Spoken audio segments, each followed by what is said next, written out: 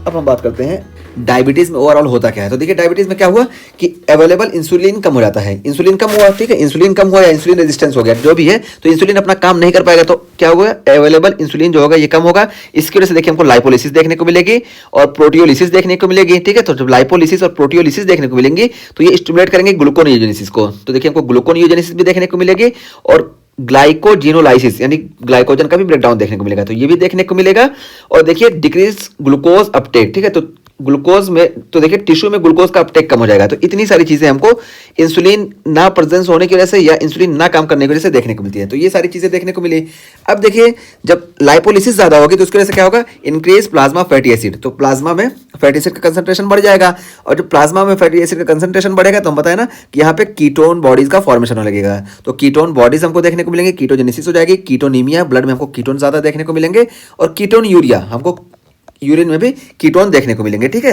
तो ये चीज़ें, और उसके बाद फिर देखिए हमको वॉमिटिंग इसी वजह से देखने को मिलेगी। और जब वॉमिटिंग देखने को मिलेगी तो क्या होगा, loss of water, sodium and potassium, तो सोडियम, पोटेशियम और वाटर का लॉस होगा वॉमिटिंग में। अभी इस लाइन में हम आगे चलते हैं। तो देखिए कीटोजेनेसिस जब हुई तो कीटोनीमिया हुआ और कीटो यूरिया हुआ, और जब कीटोन बॉडीज का ज्यादा प्रोडक्शन हुआ तो यानी H+ का प्रोडक्शन ज्यादा हुआ, क्योंकि कीटोन जो होते हैं ये एसिडिक होते हैं, ठीक है। तो कीटोन बॉडी एसिडिक होते हैं, तो यहाँ पे H+ का प्रोडक्शन ज्यादा हुआ, तो इस वजह से बाइकार्बोनेट जो है ना इसको कंपनसेट करेगा, और बाइकार्बोनेट जब इसको कंपनसेट करेगा तो बाइकार्बोनेट का जो कंसंट्रेशन हमारी बॉडी में ये कम हो जाएगा। और जब बाइकार्बोनेट का कंसंट्रेशन कम होगा इस वजह से हमको मेटाबॉलिक एसिडोसिस देखने को मिलेगी। और देखिए यहाँ पे high anion gap metabolic acidosis देखने को मिलेगी, क्यों क्योंकि यहाँ पे जो ये बाइकार्बोनेट कंपनसेट कर रहा है ना, इसका कंपनसेशन जो है क्लोराइड नहीं होता है, ठीक है। तो क्लोराइड यहाँ पे सेम रहता है, नॉर्मल रहता है, बस ये बाइकार्बोनेट कम हो जाता है, और बाइकार्बोनेट कम होने की वजह से यहाँ पे हमको high anion gap metabolic acidosis देखने को मिलती है। हम एक बार फिर से बता दें कि देखिए हम एनायन में सिर्फ दो को कंसीडर करते हैं, बाइकार्बोनेट को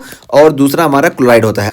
अगर बाइकार्बोनेट कम हो रहा है और उसका कंपनसेशन क्लोराइड से हो रहा है तो हम नॉर्मल गैप बोलते हैं, ठीक है। नॉर्मल गैप होता है, ये हम एसिड बेस के टॉपिक में अच्छे से बात किए, वहां पे देखिएगा। तो बहरहाल हम यहाँ पे बता रहे हैं कि अगर ये कंपनसेट कर रहा है तो नॉर्मल होता है, अगर ये नहीं कंपनसेट कर रहा है तो यहाँ पे हमारा हाई एनायन गैप होता है। तो यहाँ पे बाइकार्बोनेट तो लॉस हो रहा है H+ को कंपनसेट करने के लिए, लेकिन बाइकार्बोनेट लॉस हो रहा है और यहाँ पे क्लोराइड में कोई चेंजेस नहीं आ रहा है, क्लोराइड अपना नॉर्मल लेवल पे है। इस वजह से यहाँ पे हमको high anion gap metabolic acidosis देखने को मिलेगी। और जब high anion gap metabolic acidosis हमको देखने को मिलेगी तो हमको हाइपर वेंटिलेशन देखने को मिलेगा और कुस्मॉल रेस्पिरेशन देखने को मिलेगा। और कुस्मॉल रेस्पिरेशन क्या होता है कि यहाँ पे डीप ब्रेथ होती है, ठीक है। तो डीप ब्रेथ होती है और डीप वेंटिलेशन होता है, डीप ब्रेथ करके वेंटिलेशन होता है, तो इसी को हम कुस्मॉल रेस्पिरेशन बोलते हैं। आगे हम बात करेंगे अभी इस पे, बस ये है कि हमको ये देखने को मिलेगा, ठीक है। और हाइपर वेंटिलेशन, कुस्मॉल रेस्पिरेशन ये देखने को मिला। और उसके बाद फिर देखिए इधर हम बात करें तो यहाँ पे देखिए जब प्रोटियोलाइसिस होगी तो मसल्स मास जो होंगे ये कम होंगे, इस वजह से हमको वेट लॉस देखने को मिलेगा। और देखिए प्रोटियोलाइसिस और ये भी, ये दोनों मिलके ना यहाँ से फैटी एसिड और ये दोनों ये ग्लूकोनियोजेनेसिस को भी स्टिमुलेट करेंगे। और ग्लूकोनियोजेनेसिस जब स्टिमुलेट होगी तो ग्लूकोनियोजेनेसिस देखिए ग्लाइकोजिनोलाइसिस और टिश्यू से ग्लूकोज का जो अपटेक है ये भी कम हो गया। तो इन सारी कंडीशन की वजह से हमको हाइपरग्लाइसीमिया देखने को मिलेगा और ग्लाइसीयूरिया देखने को मिलेगा, यानी हमको ब्लड में भी ग्लूकोज ज़्यादा देखने को मिलेगा और यूरिन में भी हमको ग्लूकोज ज़्यादा देखने को मिलेगा।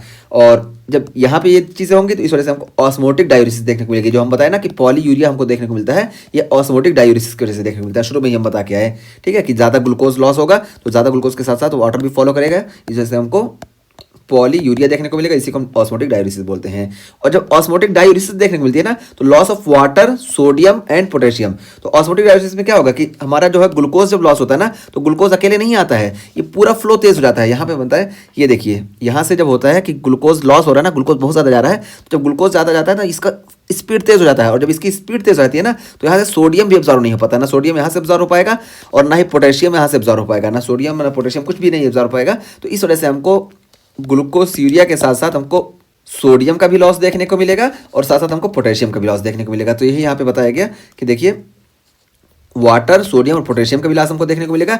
इस वजह से हमको हाइपोवोलेमिया देखने को मिलेगा, हाइपोवोलेमिया देखने को मिला तो इस वजह से हमको पॉलीडिप्सिया देखने को मिलता है, यानी प्यास ज़्यादा लगती है। और देखिए इसकी वजह से क्या होगा, सर्कुलेशन फेलियर होगा और टिश्यू परफ्यूजन ये भी कम हो जाएगा, ठीक है। तो ये देखिए अभी देखिए वॉमिटिंग जब हुआ तो वॉमिटिंग में भी हमको लॉस ऑफ वाटर, सोडियम और पोटेशियम देखने को मिलता है, इस वजह से भी हाइपोवोलेमिया देखने को मिलेगा और सर्कुलेशन फेलियर हमको देखने को मिलता है। तो ये पूरा डायबिटीज का पूरा कॉम्प्लिकेशन है। और इसी तरीके से देखिए हाइपरग्लाइसीमिया और ग्लाइसीमिया की वजह से इंक्रीज प्लाज्मा ऑस्मोलिटी, तो प्लाज्मा ऑस्मोलिटी इंक्रीज हो जाएगी, इस वजह से हमको थ्रस्ट देखने को मिलेगा, जिसको हम पॉलीडिप्सिया बोलते हैं। तो ये पूरा डायबिटीज़ का हमारा एक चार्ट है और ये हम बता दिए सब एक दूसरे से कोरिलेट हैं, एक दूसरे से कोरिलेट हैं और यहाँ पे यही चीज़ दिखाया गया है, ठीक है। तो बिल्कुल आसान हम कर दिए, हर चीज़ का मैकेनिज्म बता दिए और पूरा ही हमारा टॉपिक क्लियर हो गया। ठीक है, तो डायबिटीज़ मेलाइटिस क्यों होता है, टाइप 1 टाइप 2 क्या होता है, क्रोनिक कॉम्प्लिकेशन क्या होते हैं, एक्यूट मैनिफेस्टेशन क्या होते हैं, डायग्नोसिस कैसे करते हैं, और इसका जो है पूरा ये फ्लो चार्ट जो है ये पूरा हम बता दिए कैसे क्या होता है, हमको क्या क्या चीज़ें देखने को मिलती हैं।